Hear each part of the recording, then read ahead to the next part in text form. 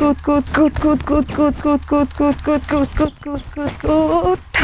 বান্ধবী কালকে তো গেলি না আমাকে লগে সিনেমা দেখতে, খুব মজা হইছে, মিস করলি। আইসা চল আজকে আমাকে লগে চল, ওই হিন্দু পাড়ায় নাকি রথের মেলা বইছে, ইয়া মোটা মোটা করে জিলাপি বানাইতেছে। বাতাস উঠছে।